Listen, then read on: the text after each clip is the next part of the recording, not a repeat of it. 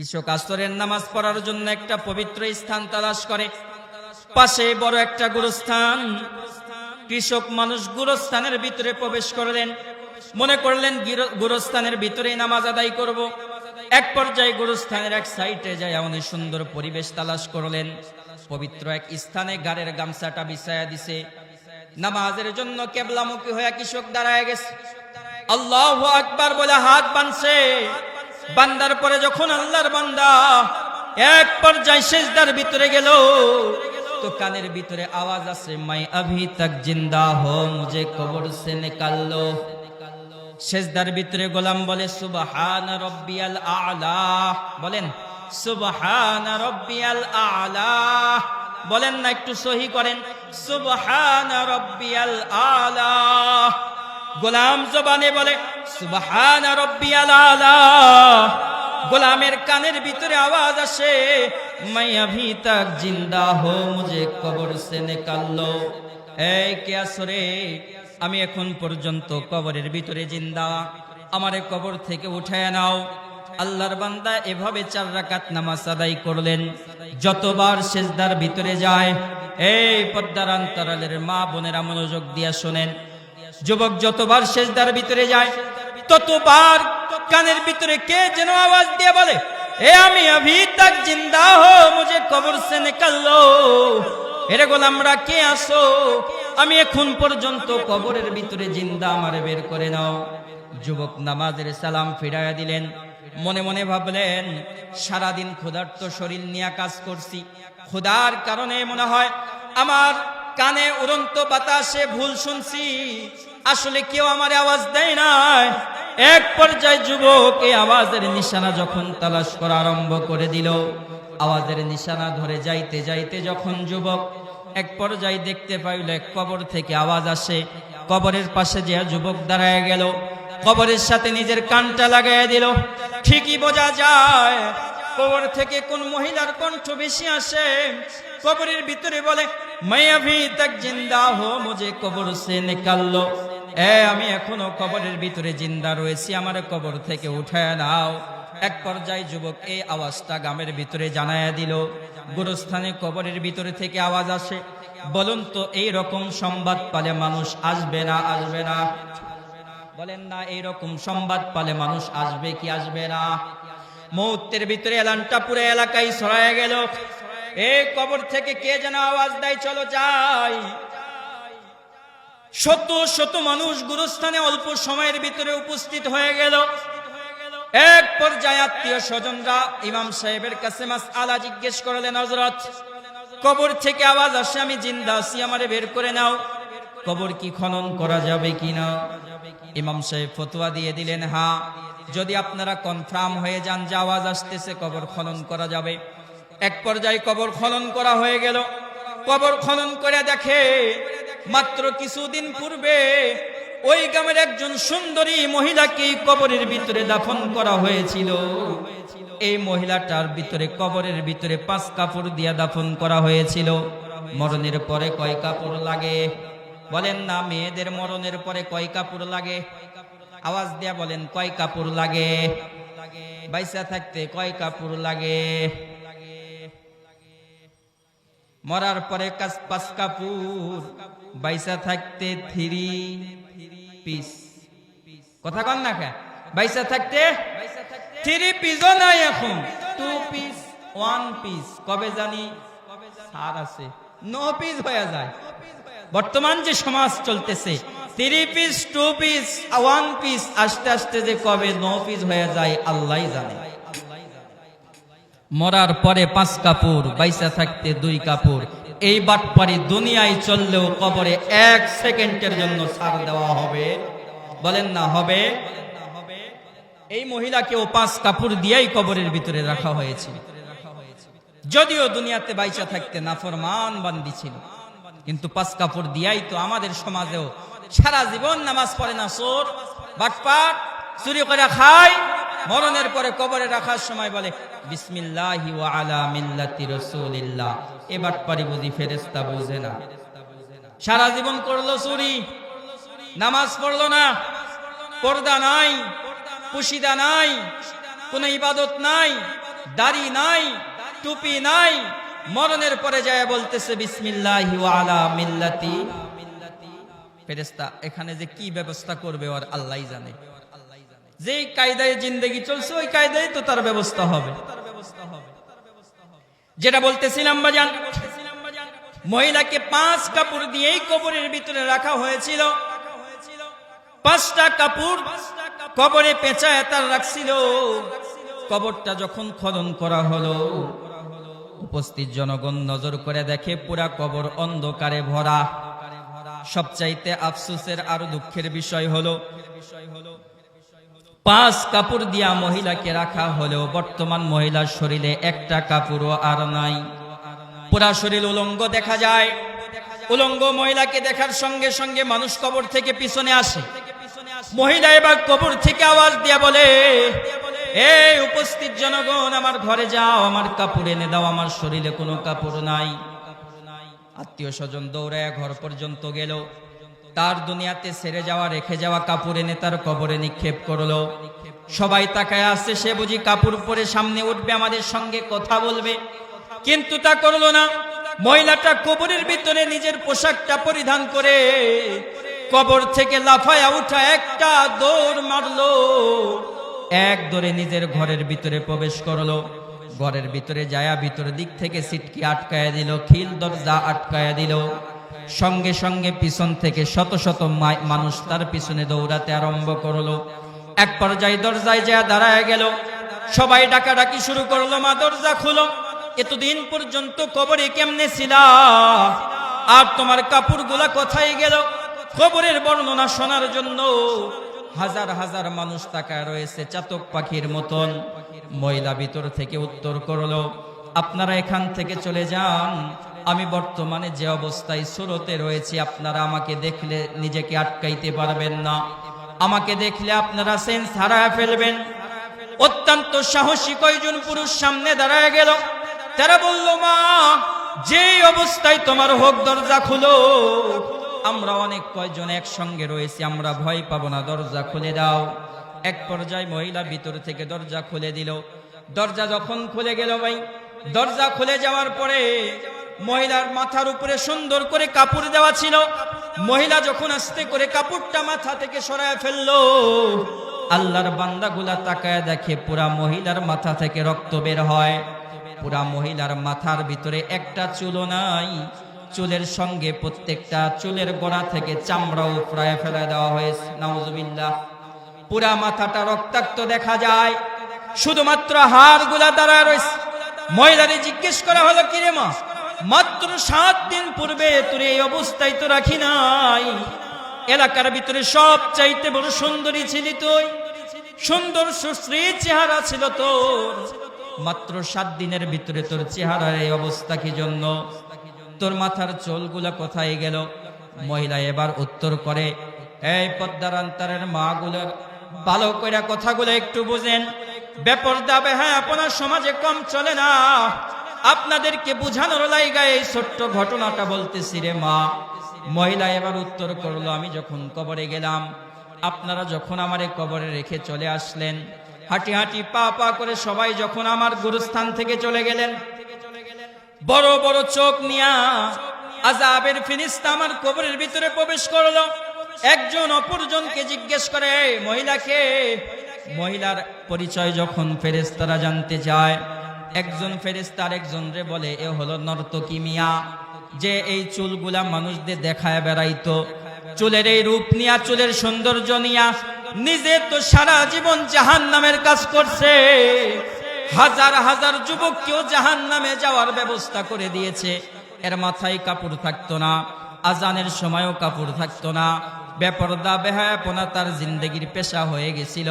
সে কোনো পুরুষ দেখলে মাথায় কাপড় দিত না, কোনো পুরুষ দেখলে তার ভিতরে ফিলিংস আসতো না।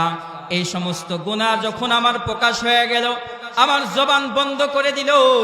আগুনের বড় বড় প্লাস আমার কবরের ভিতরে নিয়ে আসলো। আগুনের বড় বড় প্লাস দিয়া আমার চুলের গোড়ার সঙ্গে চামড়াটা টেনে ধরলো। নাউজুবিল্লাহ। চামড়াটা ফেরেশতা টেনে ধরে আগুনের প্লাস দিয়া একের পর এক আমার চুলগুলা উঠাইতে লাগলো। একটা করে চুল উঠাইতো, আমি কলিজা ফাটা আওয়াজ দিই। ওই আওয়াজ যদি তোমরা শুনতা, আমার আওয়াজে গ্রামবাসী অজ্ঞান হয়ে যাইতে। একের পর এক আমি চিৎকার করলাম, কে আছো বাঁচাও, আমি সহ্য করতে পারি না। আমি বাপরে ডাকি, বাপ আসে না। মা রে ডাকি, মা আসে না। বাইরে ডাকি, ভাই আমার আওয়াজ শুনে না। এমনটা করতে করতে ফেরেশতা আমার পুরা মাথার সমস্ত শরীর, পুরা মাথার সমস্ত চুলগুলা উঠায়া ফেললো। পুরা মাথা আমার রক্তাক্ত হয়ে গেল।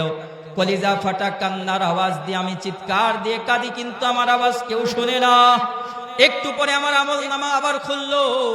ফেরেশতাগুলা দেখে আমার আমলনামায় ধরা পড়ে গেছে। ওই যে জালসার পরে আমি পরের দিনে চুরি ফিতার দোকান বসে কি বসে না, কথা বলেন কি না? জালসার পরের দিন আমি চুরি ফিতার দোকানে যাইতাম, বেপরদা বেহায়া, আমি মাথায় কাপড় দিতাম না। হাজারো রকমের কসমেটিক নিয়ে এসে আমি আমার নেল পালিশ দিয়া লোকগুলো সুন্দর করতাম। আমার ঠোঁটে আমি লিপস্টিক লাগাইতাম। এগুলো আমার স্বামী ব্যতীত হাজারো পুরুষকে দেখি আকর্ষণ ধরাইতাম।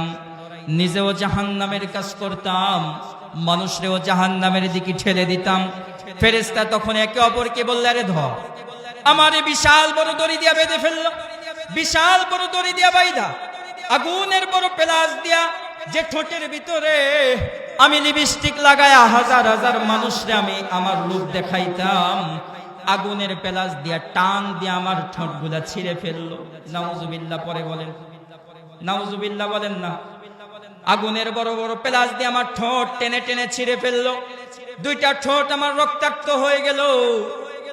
আব্দুর রব সাহেব হুজুর লেখেন, এই মহিলার চেহারাটা দেখছে, পুরা চেহারার ভিতরে 1 ইঞ্চি পরিমাণ গোস্ত ছিল না। পুরা চেহারা শুধুমাত্র বড় বড় দাঁত দেখা যায়। আগুনের পেলাস দিয়া পুরা দুইটা ঠোঁট গুলা চিরে ফেলছে। এরপরে নল পালিশের ধরা পড়ে গেল রিপোর্ট। দেখলো আমি নল পালিশ লাগায়া বেপরদা বেহায়া হয়ে আমি ঘুরতাম। আগুনের বড় বড় পেলাস নিয়ে আসা আমার কাটলোকে ধরলো। আমার এই চারিগুলা আগুনের পেলাস দিয়া টান দিয়ে ছিঁড়ে ফেললো। একের পর এক আমার লোকগুলা ছিঁড়তেছিল। কলিজা ফাটা আওয়াজ দিচ্ছিলাম, বাঁচাও বাঁচাও বাঁচাও বলে চিৎকার করছিলাম। আসমান জমিন ফেটে যায় অবস্থায় আওয়াজ দিচ্ছিলাম, কিন্তু আমার আওয়াজ কোথাও কেউ শোনে না। আমার আওয়াজ আপনাদের পর্যন্ত আসে না। এক পর্যায়ে মহিলা পুরা বডির সমস্ত এই অঙ্গগুলা দেখায়া ফেললো। হাজার হাজার মানুষগুলা পাগলের মতন কাদা আরম্ভ করে দিল। অবাজান, আসলে কবরের থেকে তো মাইয়াত উঠে আসে না, কিন্তু আমরা ইমানি মুফাসসালের ভিতরে পড়েছি আল বা'সি বাদাল মাউত, মরণের পরেও আল্লাহ আবার জীবিত করার ক্ষমতা রাখে কিনা। সাধারণ কবর থেকে যদিও উঠে আসে না, পাকিস্তানের ঘটনা দিয়া হয়তো আসমান জমিনের মালিক আল্লাহ তাআলা বুঝায়া দিল, এই দুনিয়ার নাফরমানের গোষ্ঠীরা, এই বেপরদা মহিলারা, এই পর্দাহীন মহিলারা, এই যারা নল পালিশ ব্যবহার করো, এই যারা লিপস্টিক ব্যবহার করো, যারা এই সমস্ত মেকআপ মাখায়া নিজের স্বামী ব্যতীত হাজার হাজার মানুষকে জাহান্নামের দিকে দাও, নিজের রূপ দেখায়া মানুষদেরকে জাহান্নামের দিকে টানো, নিজের মাথায় কাপড় দেও না, চুলগুলা দেখায়া বেড়াও, এই সমস্ত মহিলাদেরকে স্পষ্ট মেসেজ দেওয়ার জন্য আসমান জমিনের মালিক আল্লাহ তাআলা এই ব্যবস্থা করে জানায়া দিল, ও মারিয়ার মা বোনেরা, আগামীকাল মাহফিলের পরে যখন চুরি ফিতার দোকান থাকবে, তোমরাও যদি ওখানে যাও, বেপরদা বেহায়ার সাথে যদি যাও, আজকে ক্ষমতা আছে, শক্তি আছে, আজকে পরিবার আছে, পরিজন আছে, আজকে হয়তো তোমাকে কেউ কিছু বলবে না, আজকে তোমাকে কেউ বাধাও দিবে না, আজকে তোমাকে কেউ দামকিও দিবে না, আজকে তোমাকে কেউ কড়া আঘাত করবে না। কিন্তু সেদিনের জন্য প্রস্তুত হয়ে যাও, যেদিন তোমারে 5টা কাপড় দিয়া পেঁচায়া চকলেটের মতন বাইদা ওই গোরস্থানের ভিতরে যখন তোমারে রেখে আসবে, ও মারিয়ার মা বোনেরা, যদি আল্লাহ না করুক তোমারও কবরের ভিতরে এমনটা হয়ে যায়, বলুন ওই কবরে বাঁচার মতো কোনো উপায় থাকবে? আমাদের সমাজের মা বোনের এই হালত কিনা, বেপরদা এভাবে চলছে কিনা? শত শত মহিলা একটা সমাজে, একটা মহিলার ভিতরে এই ফিলিংসও নাই, এই আমি একজন মুসলমান, এরে আমার পর্দা ফরজ নাই। গ্রামের উপর দোকান আসতে দেরি যাইতে দেরি নাই। এলাকার সব মানুষরে চিনে ওই অমুক ভাবি, ওই নাম সহ চিনে মানুষরে যে এ অমুক ভাইয়ের বউ। এতটাই বেহায়া, বেপরদা, জঘন্যতা এই সমাজে সয়লাভ হয়ে গেছে। মা বোনেরা যেন আমাদের সাথে ব্যানার লাগায়া পোস্ট কইরা বুঝাইয়া দিচ্ছে, আল্লাহ যত গজব দিতে পারে দিক, হুজুররা যত বুঝাই বুঝাক, যতই ওয়াজ হয় হোক, আমরা আমাদের বেহায়াপনা ছাড়বো না, আমরা আমাদের মার্কেটিং ছাড়বো না, আমরা আমাদের এই নর্তকীগিরি ছাড়বো না, আমরা আমাদের এই গুনাহ ছাড়বো না। আল্লাহ কি করবে করুক, ভাইরাস দিক, করোনা দিক, জান মাইরা ফেলুক, যা ইচ্ছা তাই করুক, আমরা পর্দার ভিতরে ঢুকবো না। সমাজের অবস্থা এরকম কিনা বলেন? এত কিছু হয়, এত কিছু হয়, কোন মহিলার ভিতরে ফিলিংস নাই। যা আমার তো একদিন মারা যেতে হবে, আমার মা তো মারা গেছে, আমার বোন তো মারা গেছে, আমার তো একদিন মারা যেতে হবে, নাই কোনো ফিলিংস নাই ভিতরে। এই চলতেছে আমাদের অবস্থা। এই জন্যই তো নবীজি বলছেন, আল কবরু রাউযাতুম মিন রিয়াজিল জান্নাহ আও হুফরাতুম মিন হুফারিন নার। কবরে যাওয়ার পরে কোন মানুষের জন্য কবরটা হবে জান্নাতের বাগান, আর কোন মানুষের জন্য হবে কবরটা জাহান্নামের। বলেন না জাহান্নামে। আমরা কি চাই? আমরা কি চাই? আমাদের কবরটা জান্নাত হোক না জাহান্নাম হোক? বাজান, আমরা অনেকেই আছি নামাজি, আমি চিনি তো, অনেকেই আছি নামাজি, আজ জুব্বা পয়রা ঘুরে বেলায়, আজ জিকির আমাদের ঠিক আছে, নামাজ আমাদের ঠিক আছে, দাড়ি আমাদের ঠিক আছে, নাউযুবিল্লাহ সুম্মা নাউযুবিল্লাহ। পুরা ফ্যামিলিতে যদি 4 জন মহিলা থাকে, একজনের ভিতরেও পর্দা, বলেন না কেন পর্দা নাই? তো নাই, বলার মতন কোন পুরুষও নাই। এই বেটি, তুই আমার স্ত্রী, আমার অধীনে থাকিস, আমার বাড়িতে খাস, আমার দেওয়া ভাত খাস, এগুলো খায়া যদি বেপরদায় চলাফেরা করিস, গাট্টি গুট্টি বান, বলার মতন পুরুষ সমাজে আছে? বলেন নাই।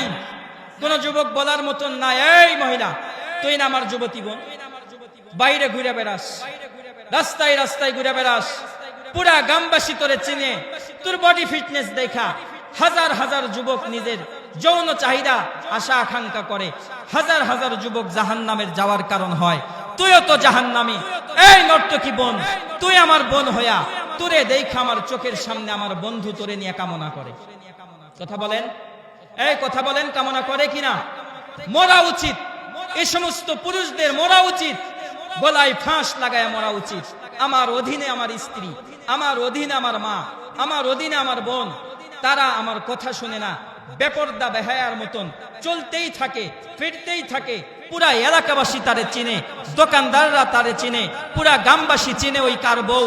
তার চলা দেখলে চিনা ফেলায়, দূরে দাঁড়ায় থাকলে চিনা ফেলায়, পোশাক দেখলে চিনা ফেলায়। ওইও বেহুদ্দা বেহায়ার মতন 10টা যুবকও তার যুবতী বোনরে দেখতেছে, ওইও তারে দেখতেছে। লজ্জাও নাই, শরমও নাই। ফিলিংস যদি থাকতো, ওই যুবকের আত্মহত্যা করে মরা পরিচয় ছিল। এই আমি একজন মুসলমান, আমার বোন কিভাবে বেপরদায় থাকে, আমি বাঁচি কেমন? এর চাইতে নির্লজ্জ আর কি হতে পারে? কথা বলেন না কেন? এর চাইতে নির্লজ্জ আর কি হতে পারে? আমার বয়সের একসঙ্গে আমার বন্ধু বসে রয়েছে 4টা, আমার বোন সামনে দিয়ে হাইটা যাচ্ছে, আর আমার বোনের দিকে 4 জন বন্ধু তাকায়া মনে মনে কি না কি ভাবতেছে। এই মরা উচিত, মরা উচিত, মরা উচিত। হয় পরিবার ভালো বানান, অথবা নিজে গলায় দড়ি লাগান। গ্রামের ছেলে হয়ে শক্ত কথা বলে গেলাম। আমি এই এলাকা চিনি, আমি রাস্তাঘাটে ঘুরি, বুঝি। আজানের মনে আজান হচ্ছে, বেহুদ্দা বেহায়াপনার মতন, মাথায় কাপড় নাই, পেটে কাপড় নাই, চলতেছে তাদের গল্প। কোন ফিলিংসও নাই যে একটা মানুষ আসতে। হুজুর তো দূরে, মানুষ আসতে ফিলিংসই না। আবার হুজুর হলেও কি, হুজুর হলে লাগে জানি এনে ছিল আরো ঘুরায়, ঘুরে চুলটা দেখায় যে হুজুর একটু দোয়া করে দিক, চুল আর একটু বড় হয়। আমি বুঝি এগুলা। আর রাস্তাঘাটে অনেক সময় মেয়েরা এমন একটা অত্যাচার শুরু। আল্লাহ তাআলা আমাদের মা বোন গুলারে হেদায়েত দান করুক, বলেন আমিন। ভাই, শুধু আমাদের মা বোনদেরই কি দোষ? আমাদের কি দোষ নাই? আমাদের যে আমল চলতেছে, 30 বছর জিন্দেগি চলে গেল, 60 বছর জিন্দেগি চলে যাচ্ছে। ওই বাবা যে নামাজ শিখাইছিল ওটাই পড়তেছি, সূরা ফাতিহা ঠিক নাই, কোরআন ঠিক নাই, আত্তাহিয়াতু ঠিক নাই, চলতেছে তো চলতেছে, বিড়ির পর বিড়ি, সিগারেটের পর সিগারেট, সিনেমার পর সিনেমা, বেহুদ্দার পর বেহুদ্দা, ভিতরে ফিলিংসও নাই। আরে পার্শ্ববর্তী হিন্দু আছে, মাইটাও আছে, তাদের চলাফেরা কেমন আর আমার চলাফেরা কেমন, তাদেরও পরিচয় যা, আমারও পরিচয় তা। আজান হলে তারাও যায় না, আমিও যাই না, আজান হলে ওও বৈশা থাকে, আমিও বৈশা থাকি, সেও হিন্দু, আমিও হিন্দু, একই তো পরিচয় হয়ে গেল। নামাজের পরে যে মসজিদে যায় না, পরিচয় কি একই হলো না? সব কবরে শুরু হয়ে যাবে।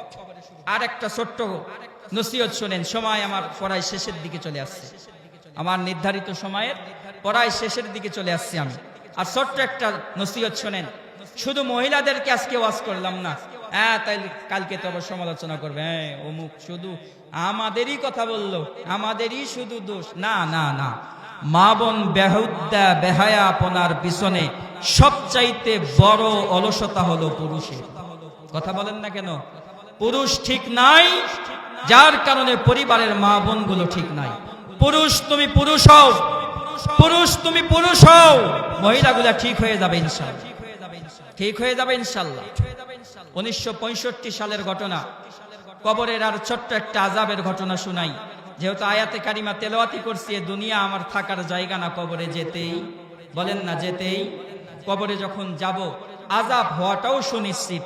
1965 সালের একটা ঘটনা। একটা কিতাব আছে, আল্লামা তারেক জামিল সাহেব দামাত বারকাতুহুম এই কিতাবটা লিখছেন, বাংলায় বের হয়েছে। কিতাবটার নাম চোখে দেখা কবরের আযাব। কি বললাম? একটু আওয়াজ দিয়ে বলেন, চোখে দেখা। খুব সম্ভবত 230 অথবা 250 টাকা দাম, পারলে কিনা নিয়েন, অনেক লাইব্রেরিতে আছে। এই কিতাবের ভিতরে একটা ঘটনা লিখছে ডক্টর নূর আহমদ নূর সাহেব, পাকিস্তান। উনি একটা ঘটনা বলেন যে আমরা এক সময় এক এলাকায় তবলিগ জামাত নিয়ে গিয়েছিলাম। যাওয়ার পরে তবলিগের সাধারণ নিয়ম, প্রথম নামাজের যে ওয়াক্ত থাকে, নামাজের পরে এলান দেয়, স্থানীয় তবলিগের সাথী ভাইরা বসবেন, আপনাদের সঙ্গে একটু মোজাকারা আছে, বলে কি না? বলে আমরা মোজাকারা করলাম। এরপরে আসরের নামাজ হলো, আসরের নামাজের পরে আমরা গাছতে বের হলাম।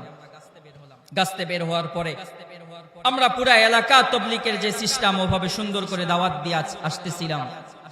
আর আমাদের ওই মসজিদেরই সামনে বড় একটা ফিল্ড মাঠ ছিল। এই মাঠের ভিতরে দেখতেছিলাম সুন্দর কয়েকজন নওজোয়ান টাগরা যুবক বসে বসে গল্প করছে। তো আমরা তাদের কাছে যে সালাম দিয়ে বললাম, ভাই দূর থেকে বিদেশি জামাত আসছে, যদি আপনারা মসজিদ আমাদের সঙ্গে যাইতেন আপনাদেরও ভালো হতো, আমাদেরও ভালো হতো। তো যুবকরা বলল যে হুজুর আপনারা আসছেন, যান আমরা ইনশাল্লাহ মাগরিবে যাব, আপনাদের সঙ্গে নামাজ পড়বো, কিছু সময় বসবো। আলহামদুলিল্লাহ। ডাক্তার সাহেব বলেন ঠিক মাগরিবের ওয়াক্ত হয়ে গেল। মুয়াজ্জিন সাহেব মাগরিবের আযান দিয়ে দিল, আল্লাহু আকবার, আল্লাহু আকবার। উনি বলেন আযানের সঙ্গে সঙ্গে যুবকগুলো আমাদের কাছে চলে আসলো, জামাতে আমাদের সঙ্গেই নামাজ পড়লো। নামাজের পরে যখন আমরা আমাদের বয়ানের ভিতরে বসে গেলাম, সেদিনের এক সময় আমাদের যে বয়ান করতেছিলেন, বয়ান করতে করতে এক পর্যায়ে বয়ান আরম্ভ করলেন কবরের জিন্দেগির ভয়াবহ পরিস্থিতির কথা। হাদিস তেলাওয়াত করলেন, আল কবরু রাউযাতুম মিন রিয়াদিল জান্নাহ আও হুফরাতুম মিন হুফারিন নার। এ কবরটা হবে কারো জন্য জাহান্নামের টুকরা, কারো জন্য হবে জান্নাতের বাগান। এ জাহান্নাম জান্নাতের বর্ণনা যখন চলছিল, এক পর্যায়ে বয়ান চলতে চলতে ওই 3 যুবকের একজন বলেই ফেলল, হযরত আপনারা তো কবরের আযাবের কথা আমাদেরকে শুনান, আপনারা তো বলতেছেন কবরের আযাব এই কিতাব দেখে দেখে। আমি এমন একজন মানুষ যে এই কবরের আযাবটা শুধুমাত্র কিতাব দেখে পড়ে শুনি নাই, নিজের চোখে আমি কবরের আযাব দেখেছি। ডক্টর সাহেব বলেন আমরা থমকে গেলাম, কবরের আযাব দেখছেন কিভাবে?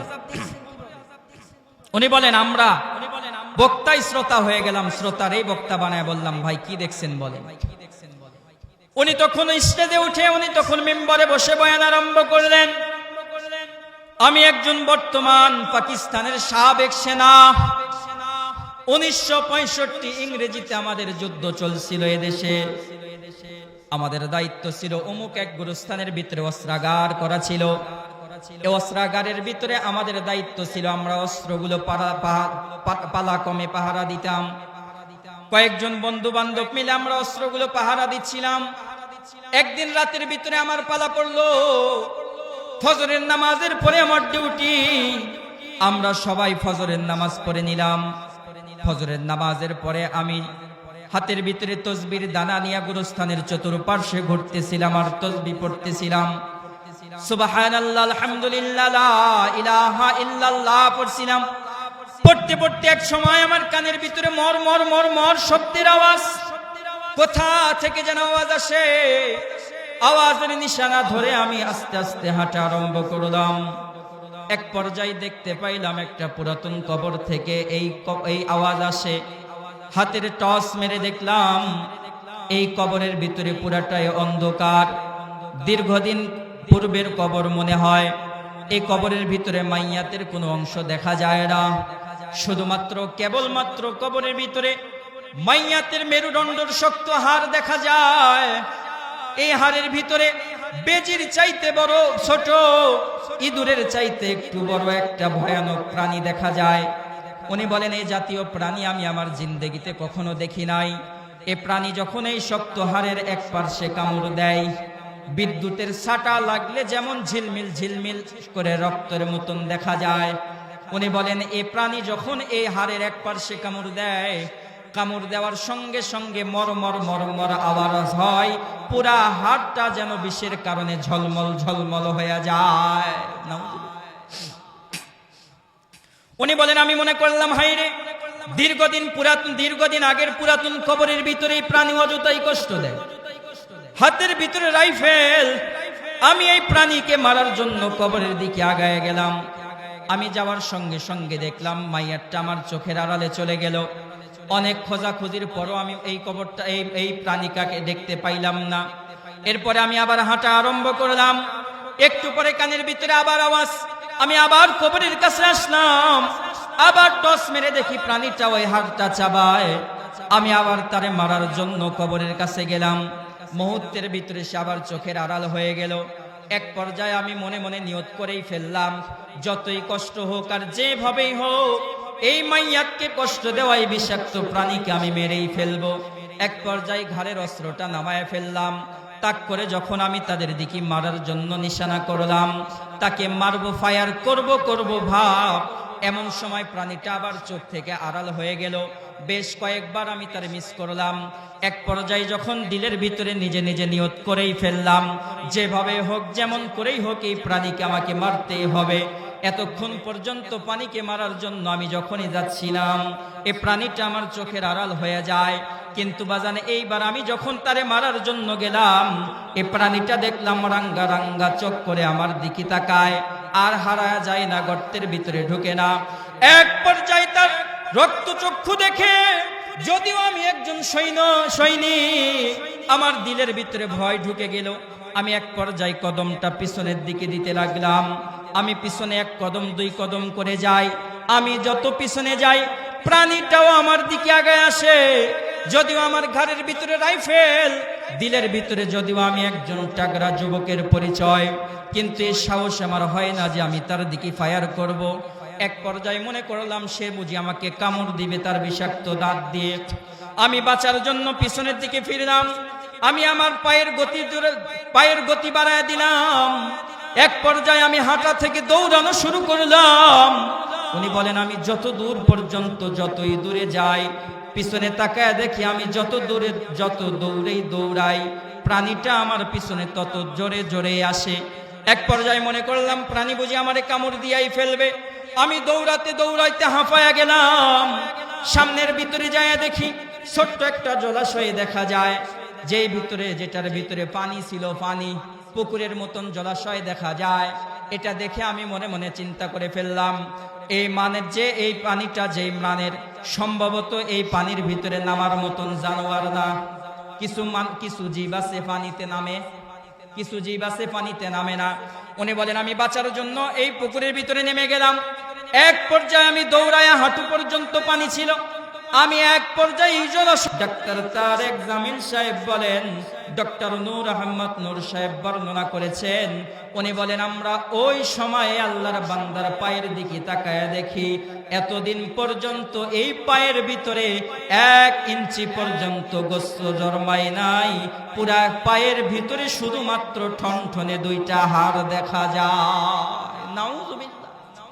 উনি বলেন যে আমরা এই বান্দার এই পা যখন দেখছি না, উনি আমাদের প্লাস্টিক করা পা সার্জারি প্লাস্টিক যখন খুলে ফেললেন, আমরা নজর করে দেখছিলাম পুরা পায়ের ভিতরে কিঞ্চিত পরিমাণ গোস্ত নাই, পুরা পায়ের গোস্ত পয়চা নষ্ট হয়ে গেছে, শুধুমাত্র ঠনঠনে 2টা হাড় দেখা যায়। সিরিয়াস সাংঘাতিক দুর্গন্ধ এই পা থেকে বের হচ্ছে। এটা কিসের আওয়াজ? এটা কিসের আযাব বললাম? এটা কি কবরের ডাইরেক্ট আওয়াজ বললাম, আযাব বললাম, না একটু নমুনা? কামড় দিতে পারছে না পানি বিষাক্ত ঠেকার কারণে? এই বিষাক্ত কবরের এই প্রাণী, এর জিহ্বাটা এত বড় পুকুরের পানির সাথে লাগা, এই পানির বিষটাই যদি মাত্র আধা মিনিটের এই অবস্থায় হয়, খোদা না খাস্তা, খোদা না খাস্তা, আল্লাহ মাফ করুক, নাউজুবিল্লাহ সুম্মা নাউজুবিল্লাহ, কবরে যাওয়ার পরে যদি এমন প্রাণী আমাকে আপনাকে কামড়ায়, কি অবস্থা হবে? কথা বলেন, কি অবস্থা হবে? আযাব সহ্য করতে পারবো? এই পদ্মার আনার মায়েরা সহ্য করতে পারবেন? একটু ফিকির করা দরকার। বেশি দিন না বাজান, হায়াতের দড়ি কখন জানি ফুরাইয়া যায়, কখন জানি মসজিদের মাইকে এলান হয়ে যায়, অমুক না ইন্না লিল্লাহি ওয়া ইন্না ইলাইহি রাজিউন, কবে জানি প্যাকেট বানায়া অন্ধকার কবরে রাইখা চলে আসবে। আপনজন প্রিয়জন সবাই সর্বোচ্চ 3 মুষ্টি মাটি দিয়া বলবে, যা দুনিয়ার বন্ধুত্ব শেষ করে দিলাম, বাপ সন্তানের পরিচয় এখানেই শেষ করে দিলাম, আর কোনো সম্পর্ক নাই, যাও না বিবি গলা ধরে ঘুমাইতা, যাও না একটু দুপুরের সময় কবরের পাশে দাঁড়াও। বলে খবরদার, এমন নসিহত আমারে করবা না। সন্তান, এত তোমার জন্য বাবার কষ্ট, যাও না কবরে যায় একটু 2-4 মিনিট, 2-4 দিন, 2-4 ঘন্টা একটু পাহারা দেও না রাতে দাঁড়ায়া। কোন সন্তান যাবে? বলেন না কোন সন্তান যাবে? এ কবর আমাকেই থাকতে হবে, আমাকেই সইতে হবে। এজন্য বাজান, কবরে যাওয়া যে কবে শুরু হয়ে যায়, কে কখন মরে যায় জানি না। এ মারিয়া গ্রামের অনেক মানুষরে আমি দেখেছি, অনেক মাইয়াত্রে আমি দেখেছি বাজান, মরার বয়স তাদের হয় নাই, জিন্দেগি ফুরায় ফেলছে, আজরাইল ধইরা ফেলছে, লাঠি দিয়া তারে কবরের ভিতরে নিয়ে চলে গেছে। আব্দুল সবুর ভাই কিছুদিন আগে মারা গেল, মরার বয়স হয় নাই। এই যে ওই পাড়ার রমজান মামার ছেলে, যুবক মানুষ মারা গেছিল, আমার মনে আছে, মরার বয়স হয় নাই। আরেক নানার ছেলে, ছোট্ট বাচ্চা মারা গেছে, মরার বয়স হয় নাই। পশ্চিম পাড়ার ওই যে 2টা ছেলে গত বছর যুবক, টাগরা যুবক মারা গেছে, মরার বয়স হয় নাই। হয়েছিল তো? এই যুবকরাই যদি চলে যায়, বুড়া যারা হয়ে গেছে, এখনো যারা বাপ, এখনো যারা মুখে দাড়ি নিয়ে বিড়ি খাও, এখনো যারা ঘন্টার পর ঘন্টা টিভির সামনে বসে রয়েছেন, দিলে কি একটু ভয়ও লাগে না? এখন যদি আজরাইল এসে কলিজার ভিতরে থাবা দিয়া বলে, এই না ফরমান, আসর নাই জোহর নাই, বৈশা বৈশা টিভি দেখো আর বিড়ি খাও, চ মালিক ডাক দিয়ে দিছে, বলেন কবরের কি আযাব শুরু? বলেন না কবরে কি শুরু? নবীজি বলেন, মান তারাকা সালাতা মুতাআম্মিদান ফাকাদ কাফার, স্বেচ্ছায় যদি কোনো ব্যক্তি 1 ওয়াক্ত নামাজ কাজা করে দেয়, এ ব্যক্তির নাম জাহান্নামের খাতায় উঠে যায়। আল্লাহ মাফ করুক, আল্লাহ মাফ করুক। যদি জোহর পড়লাম না, আসর আসার আগে আগে আজরাইল ধইরা ফেলে, যাব কোথায়? যাব কোথায়? মা বোনেরা যাবে কোথায়? আমরা ফিকির করব তো করব কবে? ভালো হব তো হব কবে? আমাদের দিল পরিবর্তন আসবে তো আসবে কবে? মুখ ভরা দাড়ি নিয়া, পাকা চুল নিয়া তাসের আড্ডায় বসে রয়েছে। নওজওয়ান যুবক ভাইরা, আজকে আপনাদের যে অবস্থা চলতেছে, একটু ফিকির করেন, আপনি একজন মুসলমানের সন্তান। আজকে আমাদের সন্তানগুলা, আমাদের যুবক ভাইগুলা মাথার চুল থেকে নিয়ে পা পর্যন্ত তাকালে বোঝার উপায় নাই একজন মুসলমানের সন্তান না হিন্দু। বলেন না কেন? বোঝা যায়। যদি এই অবস্থায় রাস্তাঘাটে অ্যাক্সিডেন্ট কইরা দূরে রাখায় মারা যায়, এর তো বোঝারও খাইদা নাই মুসলমান নাকি। এটা গুরুস্থানে নিবে না শ্মশানে নিবে, কাপড় খোঁজা চেক করা লাগে। কি ভুল বললাম? মাথার স্টাইল, কোন স্টাইল আল্লাহ জানে, বান্দর স্টাইল, প্রতিবন্ধী কাঠিন, চারোদিকে নাই, মাঝখানে রাখছে প্রতিবন্ধী কাঠিন।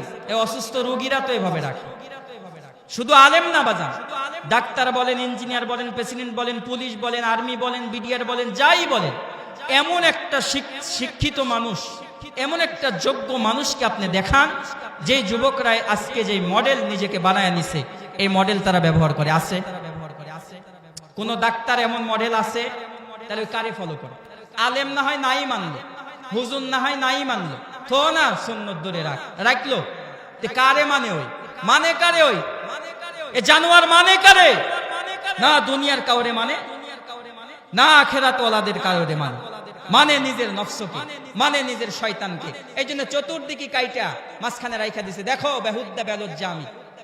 সিরা প্যান আগে শয়তানরা পড়তো, পাগল ছাগল, আর এখন সিরা প্যান পরা হলো যুগের মডেল। কথা বলেন না কেন? আমাদের সন্তান পড়ে কিনা?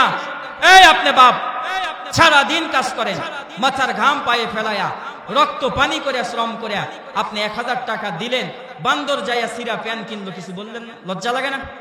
এই বেহুদ্দা জানোয়ার যে সিরা প্যান পরে আপনার সামনে দাঁড়ায়, থাবড়ায় তো কান ফাটায় দেওয়া দরকার। এর 1000 টাকা দিলাম, নষ্ট করলি তো এভাবে? এটা কি মডেল? সিরা প্যান পরে রয়েছে, এটা মডেল যুগে। আল্লাহ আমাদের বুঝ দান করুক, আমিন বলেন। এই যুবক সমাজ পরিবর্তন কবে করবেন? এই জন্য মাঝে মাঝে বাড়িতে বসেন বাজান, বাড়ি বানানো নিয়ে তো পরামর্শ চলে, বিদেশ যাওয়া নিয়ে পরামর্শ চলে, মাঝে মাঝে ফ্যামিলি সদস্য সকলকে নিয়ে বসেন, বৈশা বলেন, এই আমাদের চলাফেরার গতি কি? আমরা হিন্দু না মুসলমান? এই যুবক, তুই আমার বাড়ির টাকারা একজন ছেড়ে, খবরদার বেহুদ্দা বেহায়াপনার মতন চললে বাড়িতে ভাত নাই বাড়া।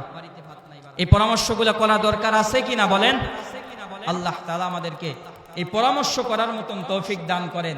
দিনকে আল্লাহ তাআলা আমাদেরকে আখিরাতমুখী করার মতন তৌফিক দান করেন।